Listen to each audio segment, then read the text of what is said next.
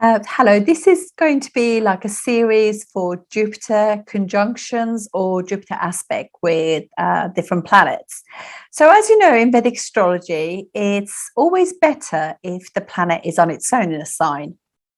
However, some people have got two planets in a sign, or three, or four, or sometimes even five or more. And but I'm going to do today, start with Jupiter conjunctions or aspects, and we go from there.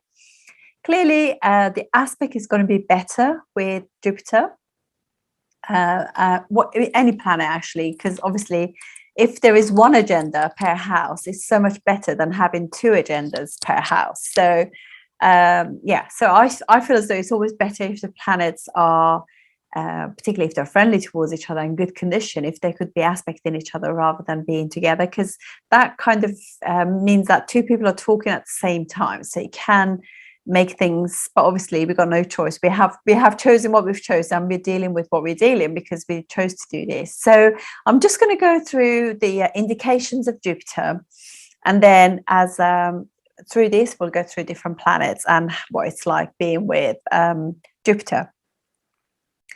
So obviously, Jupiter and Venus are two absolute benefics. With Jupiter, I'm going to just put so-called, because Venus generally, unless it is a bad planet for you, is the planet that does not discriminate in any way, shape or form. But Jupiter, on the other hand, Jupiter is a bit fussy, and it does kind of like once it's a bit choosy about what and whom it kind of is connected with, if you like. So anyway, let's have a look, because that once we go through it, I'll give you some more information about Jupiter. So Jupiter is planet of the bigger picture, basically. It's planet of contentment, joy. It's Jeeva karaka. That means it's life force, basically. And it creates opportunity, optimism. It's planet of learning, wisdom, teaching, higher knowledge, happiness, joy, wealth, education. It's the karaka, or the significator for children, which is our biggest joy. It's the planet that we look for in terms of religion, justice, travel, because it rules 9th natural sign of the zodiac and 12th natural sign of the zodiac. So 12th house is spirituality, faraway lands, and 9th house is very much to do with pilgrimage, or basically going away for, say, education and coming home, and religion, belief system. This planet of spirituality, as I said, belief system, it's idealistic planet. It rules all forms of things like psychology, those kind of philosophy, and planet of expansion, and also it's how we set our goals, if you like. It rules, as I said, Sagittarius and Pisces, and they could not be two more different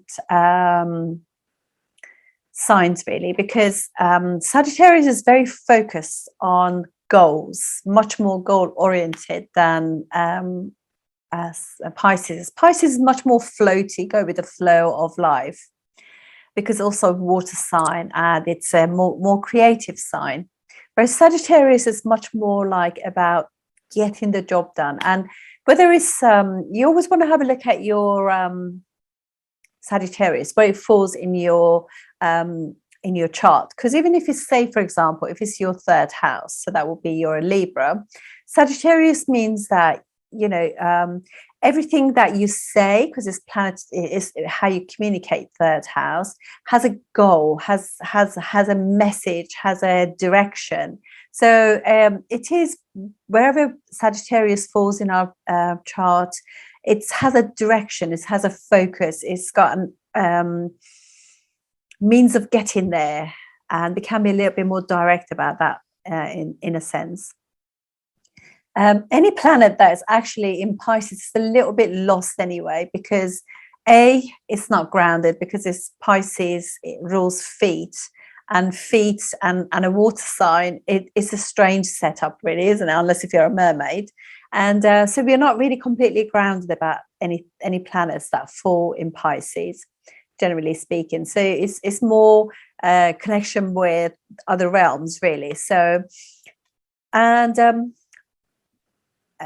Jupiter is friendly with Mars, Sun, Moon, Mars, Sun, Moon, and also I would say with Ketu as well. But it's neutral with Saturn, and it's unfriendly enemies with Venus, Mercury, and I would say it's not good with Rahu.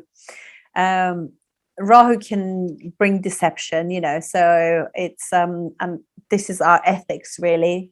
This planet, so it's not going to go very well. As I said, you know, it's Jupiter can be led by class, it can discriminate, it can be a little bit snobbish as a planet, and it can make us be a little bit too idealistic. Like, for example, if it's in your seventh house, this is the sort of person they want to be with, they've got to be like this, they've got to be like that, they've got to come from that sort of background, that kind of thing. So they could actually, somebody with Jupiter in the seventh house can have those kind of ideas, and in a sense what will happen is like they could really overlook really wonderful partners because of that, because obviously they don't live in the right side of town, they don't drive the right car, they, you know, that kind of thing can be very much the theme for Jupiter. So that's something to be aware of. Whereas Venus is not like that, because they see the with Venus they see the potential in the person. Jupiter can't see that potential. So this is the difference between them. This is where you can get a bit naughty. So for me, Jupiter, for example, what it does, it has an it actually impacts my third house. So what it does is like I'm constantly learning, and then I really need Saturn, which luckily I do have that helping.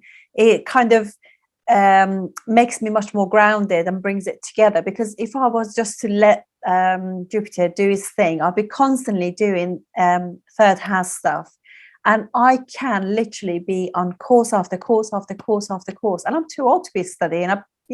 I finished education in 1980, so well, that was just like teenage years, but just generally speaking, you know, it can just keep you going for years, and you be constantly studying, because you always feel as though there is an ocean of information and I need to be diving in there.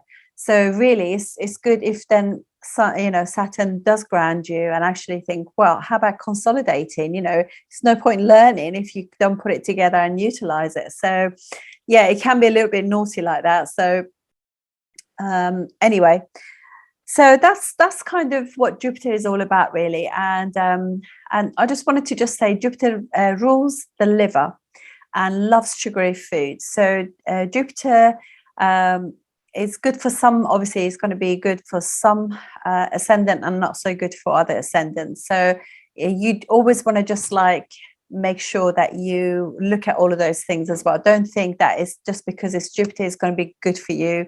It's not that case at all. It's not a good planet, for example. It's definitely not a good planet for Libra ascendant or for Taurus ascendant. It can create lots of difficulties for them. So yeah, but I find even if it's a bad planet for them, in transit it's a lot more gracious really. You know, it does work really well for that. And overall, I just want to just say that it is the planet of, it does give you opportunities, which is the most amazing thing about Jupiter. Right, so now I'm going to do Jupiter conjunctions. Thank you. Jupiter rules Thursdays. You rules color yellowy kind of orangey, mustardy colors. And it's exalted in Cancer, which is a sign of family and being a unit together, having each other's back, and debilitated in Capricorn, which is all about status and achievement. So it's not doesn't really like that as such. It also, yellow diamonds are ruled by Jupiter, and Saturn, which is a beautiful, they're both very beautiful and create that optimism, that yellow color. So that's pretty lovely. Okay, let's start the conjunctions or aspects with other planets. Jupiter Rahu conjunction. So Rahu is obviously it's not real, it's a shadowy planet, and it's an eclipse. So wherever it sits, we don't know very much about that sign, that house. Well, not the sign, the house, and the planets that sit in with it. We are a little bit like naive about it as we're learning about them. If it wasn't for Rahu, we would not be born. So I am not as in Vedic astrology. I think basically they see it as a first class malefic. I do think it's malefic, but I don't think it's first class malefic. I think Saturn and Mars are first class, and I think also Ketu is quite harsh because it's just cuts. It's just like Mars, quite sharp. So I see Rahu not quite as bad, particularly as we get older, because we sort of start to learn lessons of it, and we go into the situation with much more learned, if you like, than we were before. Therefore, I would not actually say that although I am aware of all the difficulties with it, I just think that once we know, we have the wisdom, we deal with it quite nicely. So obviously, Rahu is the unknown.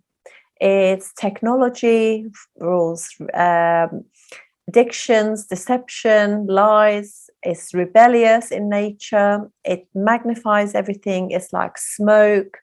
It's obsessive, desire-based. It's about bad deeds, gambling. It wants to be famous. It just wants, actually. It's a swindler, very, very desire-based, as generally whatever it says it wants. It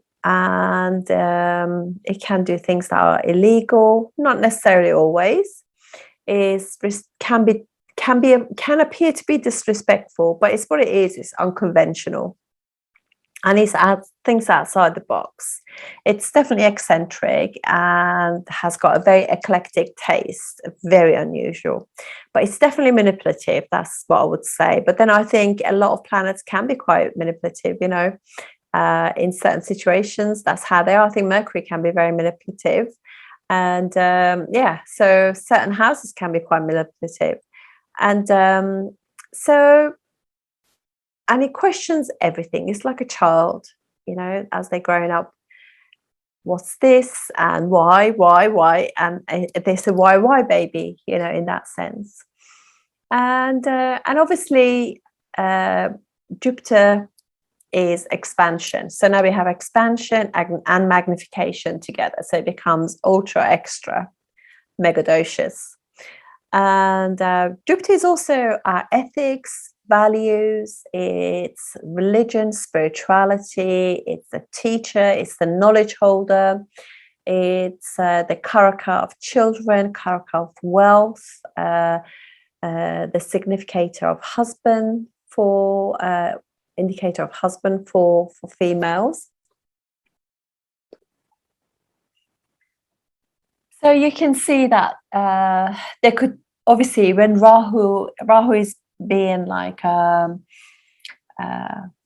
something foreign, something unusual, something outside your own kind of culture.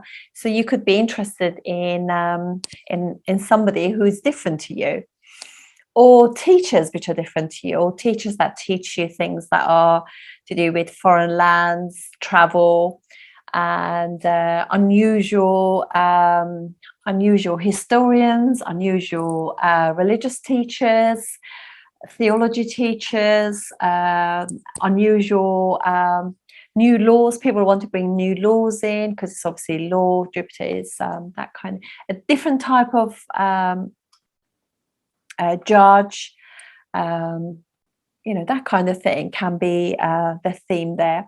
It can also, this conjunction can bring wealth, great wealth as well, because obviously 9th and 11th house of the zodiac.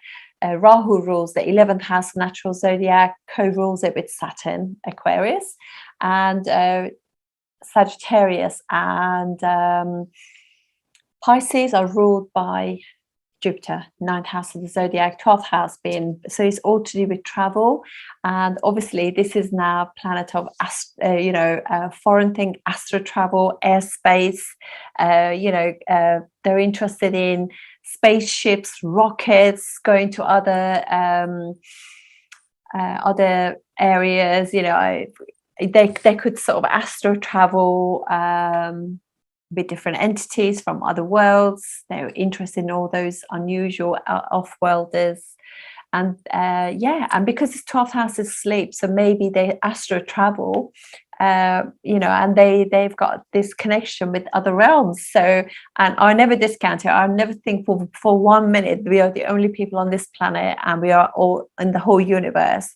That would be just too arrogant to think that way. So I've never really thought about it until the last couple of years. So I'm really open to it, and I can't wait to hear if there's anything going on, because I think more and more information is coming out about that. So I can't wait. So for better, for worse. So anyway, so it could also be that these people can be quite manipulative teachers, manipulative priests, or there is something manipulative about them, for sure. And so there's definitely things going on there that we need to assess. But generally speaking, it can, like anything, can either be really good or really bad, or it can be a little bit of both, which is pretty much, I would say, nothing in astrology is 100% good.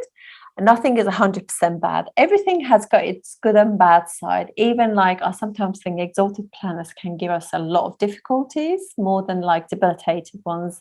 And we need the debilitated ones to get us going and be more determined in life. So it questions things. There's a naivety about it, and there is some things we don't understand about anywhere that this is occurring, but it does get better with time, that's for sure. Right, I'm going to do the ascendants now. Thank you.